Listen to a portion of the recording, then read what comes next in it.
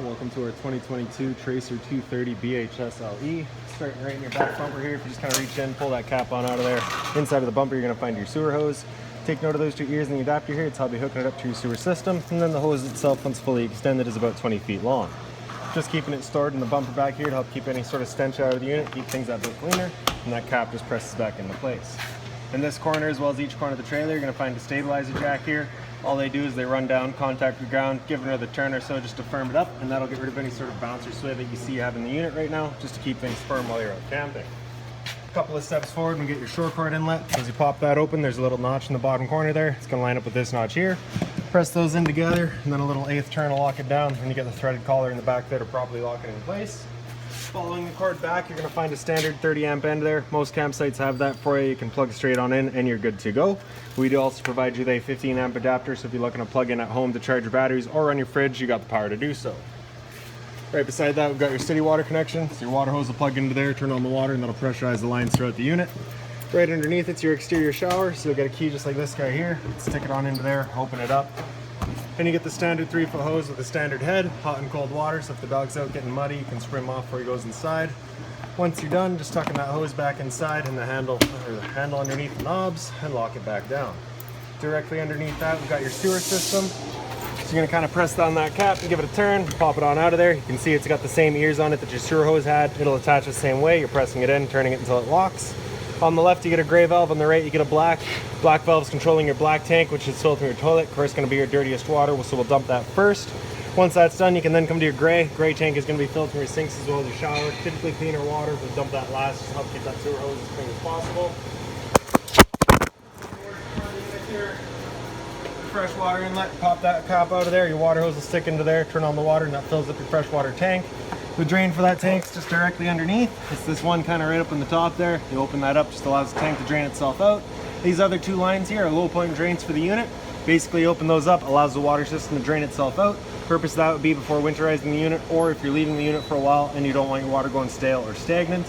When you're filling up that freshwater tank, you're just going to watch this little vent here. Once it starts spitting water out of there, you know that tank is full. Underneath your freshwater inlet is a cable and satellite inlet. Coax cable plugs into there, fires up at your TV location. Underneath that's your solar panel plug-in. Furion solar panel plugs into there, charges up your batteries.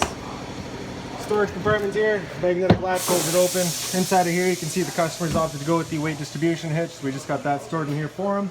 In here you also find your water hose with that park adapter I was telling you about, so your 30 amp cord into there, fits into a standard outlet. In here is also this little manual jack, just sticks into all your stabilizers so you can run them up and down. Go to the front of the unit here, you get a little service light there, just has its own switch right in the bottom. This box right here is your battery box. Your battery's housed right inside of there. As long as you're plugged in through your short cord in the back or your 7-pin tow vehicle, that battery will be charging for you. These knobs here, if you loosen them off and push them back, you can open it up, you get access to your propane tanks. For the video, I'll pull this right off and then I can show you your changeover in the front here. So it's currently green and pointing to this tank, so it's just letting us know that we've got propane and we're running off of this tank. If it were to go red, it's just letting you know this tank's now empty. At that point, you just close it off, flip the change over to the other side, run off of that one while you get the other tank filled. In front's just your standard tongue jack, one way's up, other way's down. Other end of your storage compartment here. So inside of here, right up on the front wall, you do have this motion sensing light, so you can't really see the switch, but off to the right is a 2 and off to the left is a 1. So 1 is going to be your single function where it's just on, and then 2 is where it'll use the motion sensing. You do have these lights kind of throughout the unit, so I'll kind of point them out as we go.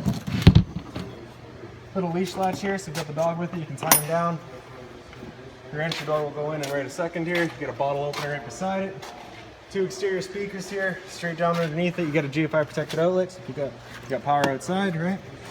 Exhaust for your furnace there. If you're ever running a furnace, just make sure it's not blocked off. It does get hot. Storage compartment right in the back here. There's a little light right up top there, just on its own center push button. This panel here you can pull out of the way and you get access to your bypass valves for your hot water tank. Hot water tank itself, you just take that keyway there, you line it up and you can pop it on open. All your controls for firing it up are just inside the unit. Before we fire it up though, we just want to hit this relief valve right there and you should get some water coming out of there. If you're not getting any water coming out, there is a chance that it's empty. We do have the tank empty right now just because the unit is winterized, so we're not getting any water there. Typically though, you would get that bit of water. If you see that, you know you're good to fire it up. Once you're done, just locking it back down. And then right in the back of the unit, get your spare tire there. And then straight up from there, find a pre-wired mount for a rear view observation camera. So now make your way inside the unit here. Your assist handle just up 90 degrees, and it'll fall into place. And you can open up your door. The door is on a friction hinge, so it just kind of sits wherever you leave it. For your steps, you're going to grab that first handle, pull it straight out, flip that last step over, and you can make your way inside. As you come in, first things first, right on the left, you get your fire extinguisher. That's standard. Pull the pin, point, and shoot. Then this light right here is that motion sensing light I was telling you about. So you get the 1 on the left and then the 2 on the right. So we'll just leave that there so you can kind of show off the motion sensing there.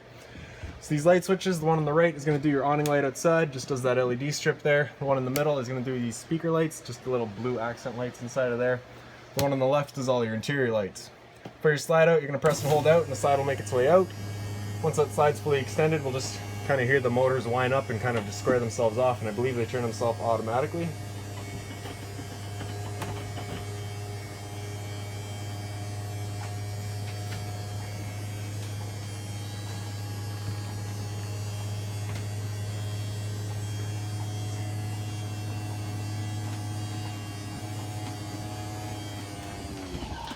There we go, just like that. Awning's on the bottom left there. Press and hold out, and your awning will make its way out. Once that awning's fully extended, you're going to see a little black flap come down as well as the black of the metal tube. Once you see that, you're going to stop. If you're to continue extending, it connects to wind itself up backwards, in which case your fabric would be underneath the tube, allowing it to hold water, accelerating the growth of mold and mildew.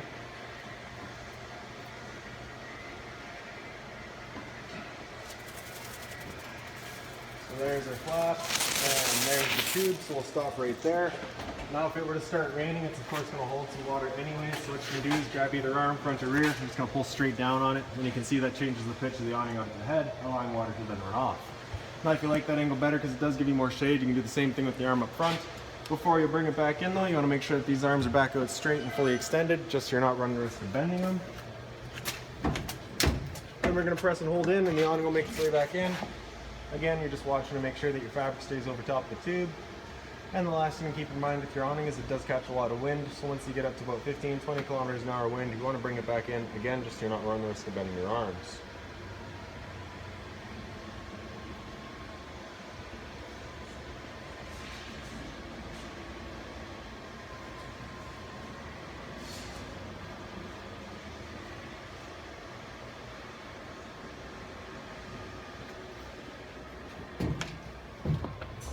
There we go. So right inside the entrance underneath your sink here, you get some open storage there. And then right behind me here, you got your light switch, does your front bedroom. As you come into here, first thing right up top of here, you're going to find your antenna. You're just going to kind of turn that around wherever you find your best signal. You leave it there. Before traveling though, as this arrow says, you want to rotate it completely. If you pick up the foot of your bed, you do get access to a little storage compartment there. Closet space on either side is identical. We have a 120 volt outlet down here. And I believe it's the same thing on the other side over here. Yeah. So you have your 120 volt outlet there, same sort of closet space. And then up in the head of the bed is a little reading light, just got their own center push buttons there on either side. And then for your doors here, you just have little travel latches right in the center. Great, so you're just making sure that those are in for travel. And then of course once you're done, just popping them out. Once you have these doors out all the way, you can see you have your TV backer right here, so you can get a TV backer that has a bit of a standoff there just to hold it away from the doors, and your outlets for it are straight up from there. Your window right here is your emergency exit, so you'd be pulling this red tab to get rid of the screen, take this handle here, throw it outside, hop on out. Blinds throughout the unit, all in a tension system, so they just sit where you leave them.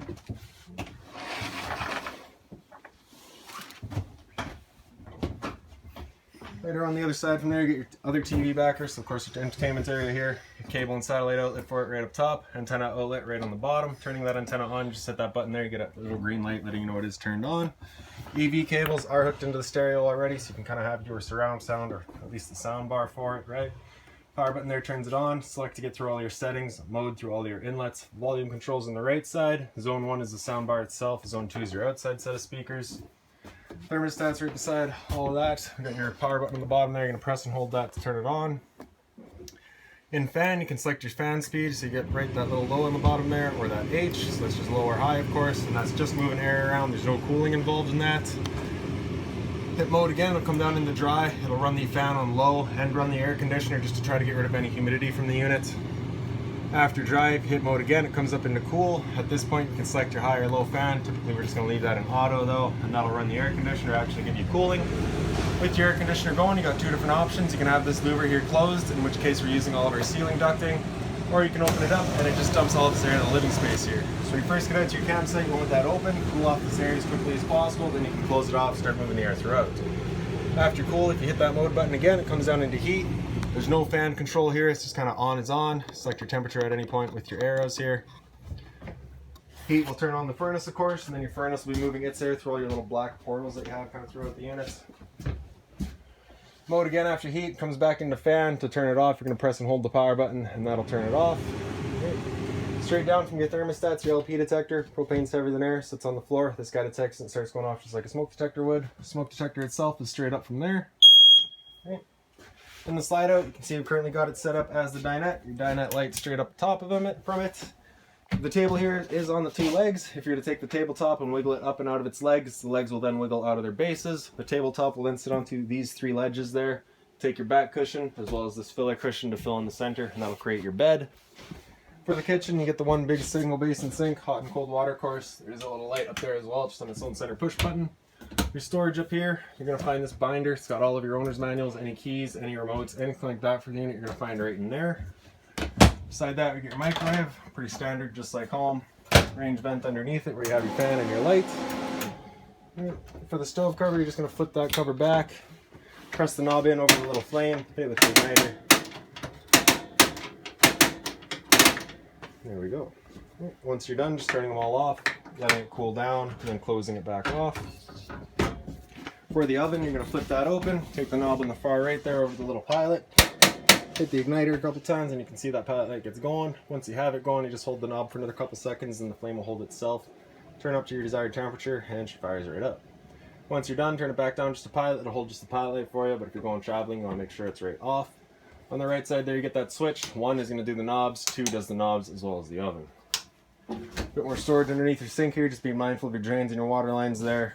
And then just kind of your open drawer space here. Underneath your oven is your converter. You're going to press the top and center, it'll pop on open. Get all of your breakers in the middle here. Whenever a breaker breaks, it sits in the center, so just turn it off and then back on to reset it. Fuses are all on the right side. Whenever a fuse pops, a little red LED right beside it, letting you know exactly which one went. Return air for your furnace, so just kind of making sure that's not blocked off. Above that is your fridge. So 12-volt fridge, as long as your batteries are charged or charging, this guy's going for you. Fridge on the bottom, freezer up top. Bunk spaces back here just have their own little push button lights up on the side wall. 120 volt outlet up there, USB outlet down here, and then just open doghouse storage underneath. A little bit of pantry space here right by the bathroom door. And then just up into the bathroom last. All your lights in here are those dual function motion sensing lights. Medicine cabinet here just flips on open. Underneath it you get your hot and cold water at the sink, of course. Hot water tank controls right beside it. So on the left here you have a little thunderbolt, just letting you know you're firing it up with electricity. On the right there's the flame, fires it up on propane. Turn that switch on, it'll fire up. If this red light here were to come on, it's just letting you know it hasn't fired. At that point, just off, back on to reset it. Water pump switch in the bottom corner here. Turn that switch on, turns on your water pump, drawing out of your fresh tank to pressurize your lines. The monitor system's up above that, so you have battery in the bottom here. You can see you're currently C for charging. G would be good, F is fair, L is low. Your fresh tank, as you fill that up, will go to a third, 2/3 and full. Same idea for your black and your gray tanks. Right down underneath that, you get your GFI protected outlet. Test on the left, reset in the center. So if you ever have outlets don't work, it's the first thing you should check. Toilet flips on open. You get your flusher front and center there. Straight up from there, you find your roof vent. Just that knob opens it up. Back corner, you get a switch to turn on the fan. And then lastly, just the shower here. So you get hot and cold water, of course. You have the stainless head and hose, a little bit nicer head than what is standard. Then of course, just the open shower. So that's about it for this unit. If you've got any other questions on it, please feel free to give us a call, 204-237-7272.